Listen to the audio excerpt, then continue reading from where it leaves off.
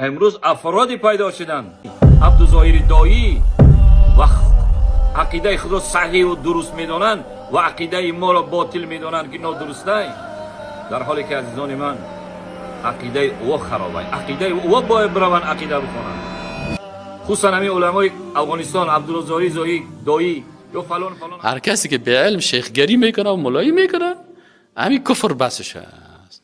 نیمچه ملا میگه دشمن دین است. خب این حالی نیمچه که از کل دنیا را نیمچه خراب کرده. اگر همه علمچه بیاری یک دان نیمچه ملا را بشانی، تو بر دین تشریح میکنه که دلت از سیاه میکنه از این دین.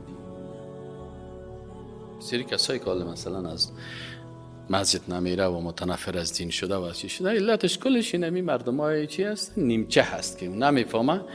او فکر میکنه والا ما که دمی اسلام آمدم نام ملا شد و مولوی صاحب شد و باز داملا شد، دیگه وظیفه ما تمام رو سرنمی است که اختلاف بکنم و که تو کردی ولی تو دست بالا ماندی و تو پایین ماندی، دیگه نمی جنجاله هست. اما اگر عالم صحیح شوه، عالم مکمل شوه، ای باز میفهمه که نه برادر عزیز، ما بنده های الله هستیم. الله از کی راضی هست؟ خاتمه ما هم مستور است، خاتمه از یا هم مستور است و کلگی بنده های الله هست و ما خدمتگارای دین هستیم، ما چپراسی های دین هستیم. ما خود ما مثلا محتاج هستیم، اگر دعوت هم میکنیم محتاج هستیم، اگر درس هم میتیم محتاج هستیم، اگر تبلیغ هم میکنیم خود ما محتاج هستیم. ما باید از دیگر که زیادتر تواضع داشته باشیم، زیادتر باید بترسیم، زیادتر به بارگاه الله رجوع بکنیم. اینال کل ازی که است.